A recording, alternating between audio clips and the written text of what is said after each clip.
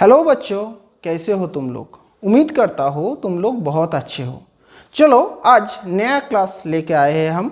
आज जो कविता है हम पढ़ेंगे द ट्रीज। ये कविता लिखा है एड्रियन रिच ने। ये एक अमेरिकन पोएटिस है और इसका जन्म हुआ था बाल्टीमोर यूएसए में। एड्रियन रिच का स्पेलिंग जो है तुम लोग थोड़ा सा ध्यान दो। उसका जन्म हुआ था 1929 बाल्टीमोर यूएसए में। वो एक फेमिनिस्ट कवि था और उसकी हर कविता में फेमिनिज्म के बारे में जानकारी मिलता है। और वो सिर्फ एक कवि नहीं था, वो एक एसेइस्ट था, एक नॉवेलिस्ट था, एक टीचर भी था। उसका मृत्यु हुआ था 2012 में। तो चलो आज हम लोग ये कविता द ट्रीज पढ़ेंगे। तुम लोगों का चैप्टर जो 8 है उसी में द ट्रीज पोएम है।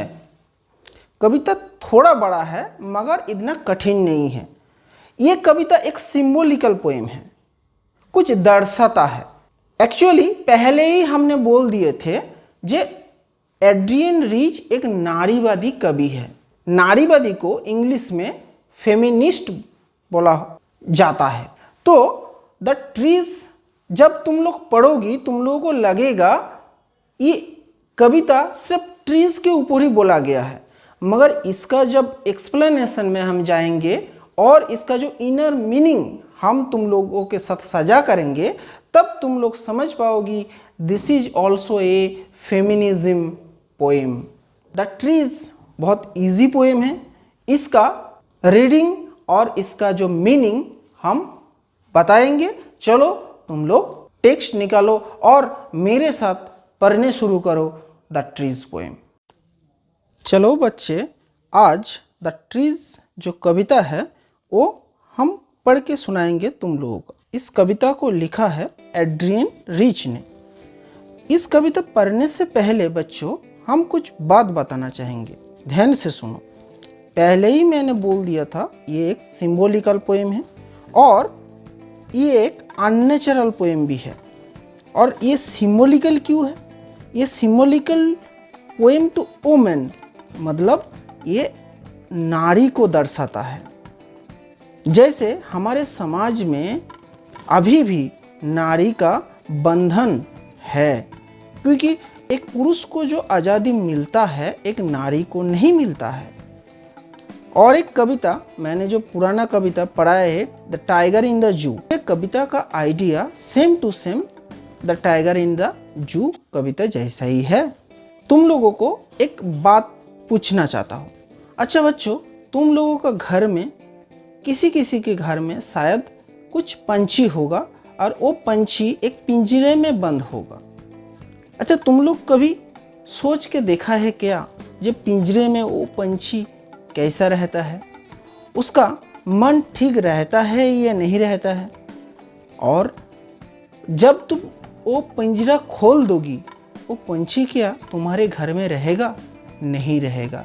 वो निकालना चाहेगा, वो उड़ना चाहेगा, क्योंकि उड़ने में उसका आज़ादी है। तुम शायद उसको बहुत खाना पीना दे रहे हो, उसको और भी आराम दे रहे हो, मगर बाहर का जो आज़ाद जिंदगी है वो उस पिंजरे के अंदर उसको नहीं मिलेगा। तो इसलिए द ट्रीज सेम आइडिया इधर दर्शाता है। जैसे हम लोग क्या क्या करते हैं, जैसे हम लोग जो जंगल है उसको काट देते हैं, काट के हम लोग घर बनाते हैं और बनाते बनाते ये जंगल ख़त्म होने जा रहे हैं। और उस जंगल को जब हमने नष्ट कर दिया तब हम लोग घर में क्या बनाते हैं? हमारे बरामदा में, हमारे बालकनी में हम लोग छोटे छोटे पौधा का चारा लगाते हैं।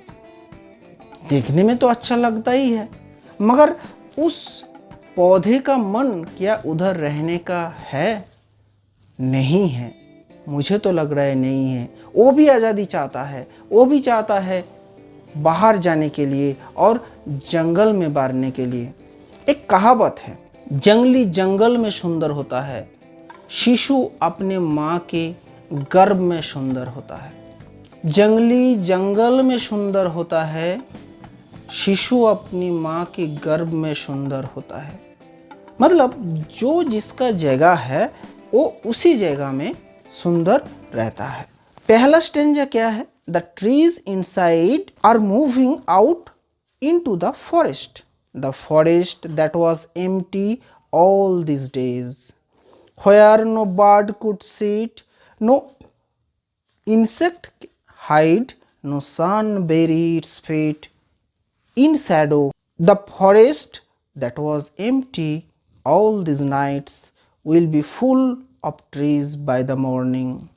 कवि पहले एक डिसअपॉइंटमेंट का आइडिया दिया, बाद में उसने फिर एक आशा का बात बोला। पहले क्या बोला कवि? कवि ने बोला जो पेड़ है वो घर में अभी बंदी है, वो जंगल की तरफ जाना चाहता है, मूविंग आउट करना चाहते हैं, क्योंकि फॉरेस्ट पूरा सुन्न हो गया है। द फॉरेस्ट वॉज एम्प्टी, जो जंगल है उसको हम लोगों ने काट के खाली कर दिए। इसलिए क्या हुआ, वहाँ पे कोई भी पंछी उधर बैठ नहीं पाता। पंछी तो तुम्हारे हमारे घर में थोड़ी बैठेगा, उसको पसंद है जंगल, वो पेड़ में बैठेगा, वो पेड़ का जो फल है वो खाएगा। नो इंसेक्ट हाइड, जो पतंग है वो छुपना चाहता है जंगल का झाड़ी में, वो भी खत्म हो गया, वो भी, उसको भी छुपने का जगह नहीं मिल रहा है। और सूरज को क्या हो रहा है? सूरज तो किरणें दे रहा है, मगर जब जंगल रहता है तब सूरज का किरण जब चलता है तब शैडो भी होता है, वो शैडो भी नहीं हो रहा है। इसलिए कभी लास्ट लाइन में एक आशा की बानी सुनाया। क्या सुनाया? जे सुबह में सब जंगल पेड़ में भर्ती हो जाएगा, मगर वो सुबह कब आएगा ये सोचना होगा हम लोगों को। Feminism idea has been put here by the poet herself. जैसे नारी भी घर में बंदी है, वो भी बाहर जाना चाहती है, वो भी काम करना चाहती है, और एक पुरुष जो काम कर सकता है एक नारी जरूर वही काम कर सकता है। नेक्स्ट स्टैंजा में आ जाओ बच्चों। All the night the roots work to disengage themselves from the cracks in the veranda floor, the leaves strain towards the glass, small twigs stiff with exertion, long cramped boughs suppling under the roof like newly discharged patients, half dazed, moving to the clinic doors. हमने यही पे थोड़ा सा underline करते हैं, तुम लोग भी इस लाइन पे अंडरलाइन करो। ये जो 3 लाइन मैंने अंडरलाइन कर दिया, इस 3 लाइन को तुम लोगों ने जरूर अंडरलाइन करोगी। पेड़ का जो जड़ है वो पूरे रात भर काम किया, किस लिए? निकालने के लिए। Disengage means remove. वो जिस मिट्टी पे बंधा हुआ है घर का अंदर, वहाँ से वो निकालना चाहते हैं। और क्या हुआ? इसलिए जो फ्लोर है उस फ्लोर में क्रैक आ गया, दरार आ गया। और वो फ्लोर कहाँ है? In the veranda floor. हम लोग सजा के रखते हैं ना वेरांडा में पौधे को, पेड़ को, तो उसी से वो निकालना चाहता है, इसीलिए उसका जड़ पूरी रात भर निकालने के लिए कोशिश कर रहा है। The leaves strain towards the glass, उस पौधे का जो पत्ता है वो कोशिश कर रहे हैं, प्रेशर दे रहे हैं। स्ट्रेन मतलब प्रेशर, प्रेशर दे रहे हैं। जो खिड़की का जो शीशा है उस शीशे में प्रेशर दे रहा है, निकालना चाहते हैं। स्मॉल ट्विग्स, उसका जो छोटा छोटा पत्ता है, स्टिप, वो सख्त हो गया है।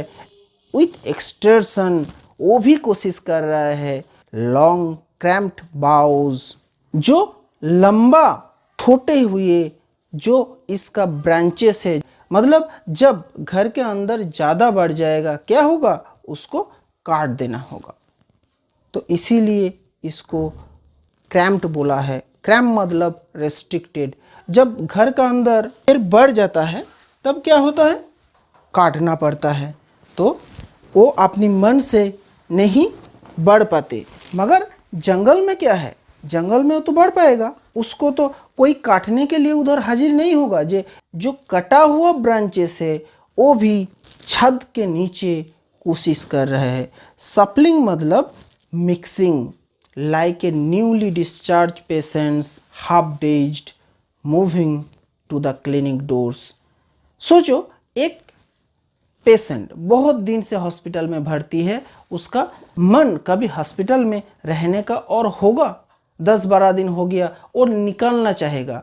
चाहे वो पूरा क्योर ना हो तब भी उसने निकलना चाहेगा उस हॉस्पिटल से। चाहे वो अनकॉन्शियस हो, वो निकलना चाहेगा। कहाँ से? वो हॉस्पिटल का जो डोर है उसी से निकलना चाहेगा। सेम एज द ट्रीज और same as the women.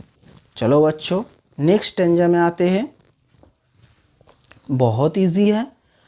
I sit inside, doors open to the veranda, writing long letters in which I scarcely mention the departure of the forest from the house. The night is fresh, the whole moon shines in a sky still open. The smell of leaves and lichen still reaches like a voice into the rooms. इस जगह में तुम लोग देखो, कवि ने आई का use किया, मतलब कवि खुद गाछ का जो ये मूविंग आउट है ये देख रहा है, और इसलिए तुम लोग इसको पर्सनल पोएम भी कह सकते हो। कवि का जो फेमिनिस्ट आइडिया है वो यहीं पे दर्शाता है। कवि ने घर का अंदर ही बैठे हैं और कवि ने देख रहा है जो बरामदा से जो पेड़ निकालना चाहता है, मगर उस समय कवि क्या कर रहे हैं उसी के बारे में लिख रहा है। क्या बोल रहे हैं? In which scarcely mention the departure of the forest from the house. Scarcely means rarely. कवि देख रहा है, सोच रहा है, मगर लिख नहीं पा रहा है उसके बारे में जो निकालना चाहते हैं। मतलब कवि ने भी चाहता है मगर उसका जो राइटिंग्स है उसको सपोर्ट नहीं कर रहा है। मन सपोर्ट कर रहा है मगर उसका जो राइटिंग है, कविता है, वो सपोर्ट नहीं कर रहा है। द नाइट इज फ्रेश, ये रात सुंदर है।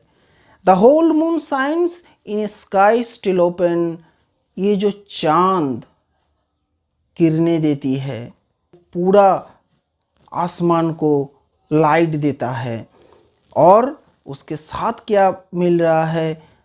पत्ते का जो सुगंध, और लीचन मतलब जो शैवाल है जिसको तुम लोग एल्गी कहते हो, उसका सेंट आ रहा है। लग रहा है किसी ने बाहर से पेड़ को आदेश दे रहा है और वो साउंड घर का अंदर आ रहा है जे तुम निकल के आओ, तुमको पूरी दुनिया मिलेगा और ये दुनिया तुम्हारे लिए और दुनिया के लिए भी बहुत कामदायक होगा। चलो लास्ट स्टैंजा में आते हैं। फोर्थ स्टैंजा है।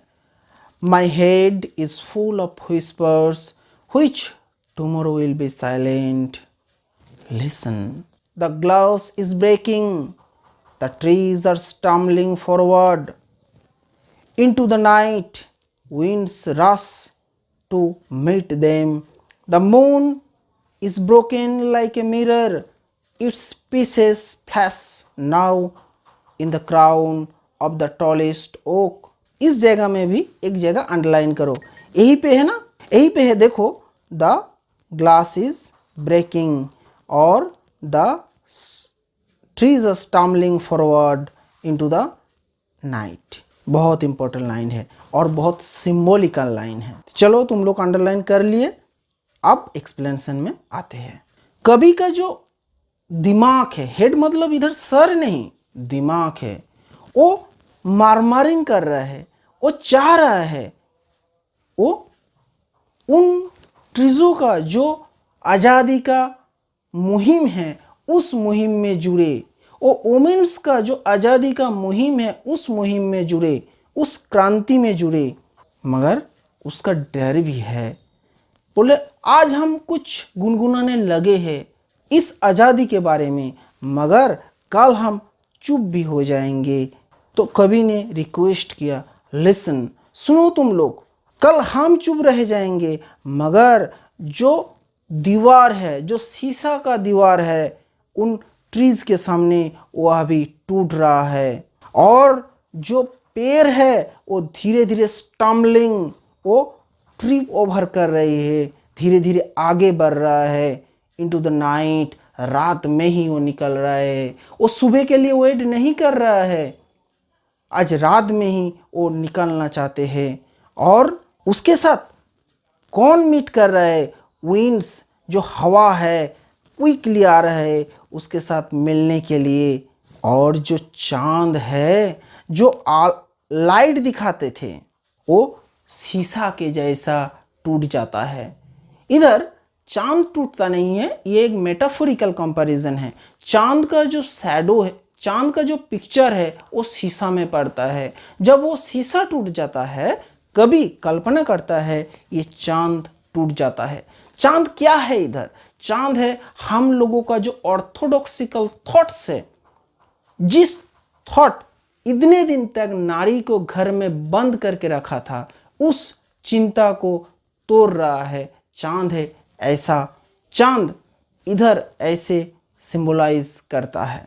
और its pieces flash now and crown of the tallest oak, last line में भी तुम लोग अंडरलाइन करो, क्योंकि वो जब निकलता है, निकलने के बाद मून का जो लाइट फ्लैशिंग है, उस फ्लैशिंग में दिखा जाता है वो छोटा सा पेड़ एक ओक ट्री बन गया।